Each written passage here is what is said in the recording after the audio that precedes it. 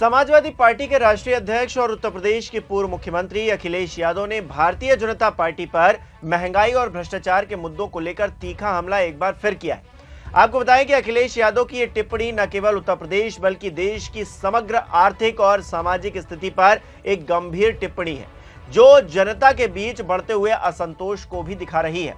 अखिलेश ने अपनी बात को सोशल मीडिया मंच एक्स पर साझा करते हुए भाजपा को महंगाई का चैंपियन करार दिया है और उनकी नीतियों को जन विरोधी बताया है। आज हम बात करेंगे महंगाई, भ्रष्टाचार और मध्य प्रदेश में कथित सांप घोटाले के बारे में और ये समझने की कोशिश करेंगे कि ये मुद्दे भारतीय राजनीति और समाज को कैसे प्रभावित कर रहे हैं। नमस्कार, मेरा नाम हिमांशु मिश्रा है। आप देख रहे हैं 4PM न्यूज नेटवर्क। दोस्तों, अखिलेश यादव ने महंगाई को लेकर भाजपा सरकार की नीतियों को कटघरे में खड़ा किया है और उन्होंने कहा है कि खाद्य तेलों पर आयात शुल्क में कटौती का लाभ जनता को नहीं बल्कि कुछ चुनिंदा आयातकों और उत्पादकों को मिल रहा है। ये एक गंभीर आरोप है जो ये सवाल उठाता है कि क्या सरकार की नीतियां वास्तव में जनहित में है या केवल कुछ कॉरपोरेट्स को लाभ पहुंचाने के लिए बनाई जा रही हैं। अखिलेश ने तर्क दिया है कि अगर लागत कम हो रही है तो खुदरा मूल्य भी कम होना चाहिए, लेकिन ऐसा हो नहीं रहा। ये जनता के बीच बढ़ती महंगाई की मार को और साफ करता है और उन्होंने ये भी कहा है कि भाजपा सरकार को पहले अपनी मुनाफाखोरी और चंदाखोरी की प्रवृत्ति को खत्म करना चाहिए। अखिलेश का यह बयान कॉरपोरेट्स और सरकार के बीच में कथित साठगांठ की ओर इशारा करता है, जहां कंपनियां सरकार से चंदा वसूली का बोझ जनता पर डालती हैं। अखिलेश यादव के मुताबिक ये चंदा वसूली महंगाई का एक प्रमुख कारण है और इसे अर्थशास्त्रियों को अपने गणितीय मॉडल में शामिल करना चाहिए।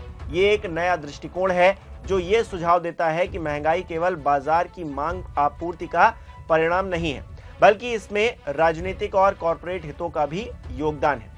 वहीं अखिलेश यादव ने यह भी सुझाव दिया है कि सरकार को खाद्य सामग्री की लागत लाभ अनुपात को जनहित में तय करना चाहिए ताकि कोई भी उत्पादक एक निश्चित प्रतिशत से ज्यादा मुनाफा न कमा सके। ये एक समाजवादी दृष्टिकोण को दर्शाता है जो पूंजीवादी मुनाफाखोरी के खिलाफ नियंत्रण की वकालत करता है। हालांकि उन्होंने ये भी जोड़ा है कि इसके लिए भाजपा को खाद्य कंपनियों से चंदा लेना बंद करना होगा, जो एक बड़ा राजनीतिक बयान है। यह आरोप लगाता है कि भाजपा की फंडिंग नीतियां सीधे तौर पर जनता की जेब पर बोझ डाल रही हैं।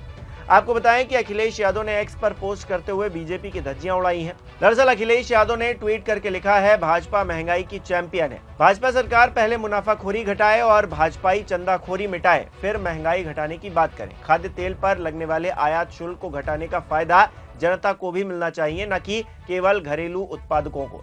लागत घट रही है तो खुदरा मूल्य भी घटना चाहिए। कहीं ऐसा तो नहीं कि ये दिखावटी आयात शुल्क कटौती बस कुछ खास आयातकों और उत्पादकों के फायदे के लिए है, जनता के लिए नहीं है।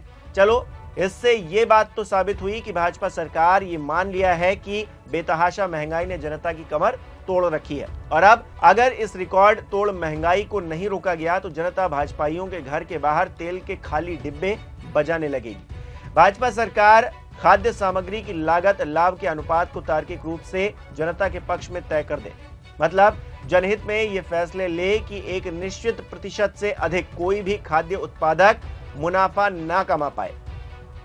लेकिन इसके लिए पहले भाजपा सरकार को यह भी कसम खानी पड़ेगी कि वो कम से कम खाद्य कंपनियों से तो भाजपाई चंदा वसूली नहीं करेगी, क्योंकि भाजपा जब कंपनी से चंदा वसूलती है तब कंपनियां उस चंदा वसूली के पैसों को लागत का हिस्सा मानकर जनता से ही वसूलती है।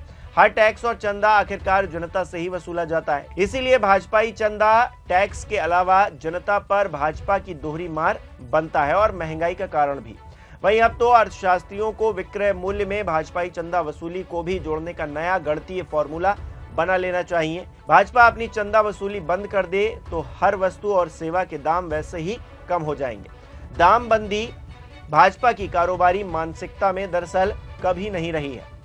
महंगाई पर नियंत्रण के लिए जनता की भलाई करने वाली नीयत और इच्छा शक्ति जरूरी होती है, जो भ्रष्टाचार के लक्ष्य की पूर्ति के लिए हासिल की गई। भाजपा जैसी मुनाफाखोर सत्ता के पास कभी नहीं होती है। इसीलिए आयात शुल्क घटे और जनता के लिए वस्तुओं के दाम भी घटे, तभी ऐसी घोषणाओं का फायदा होगा।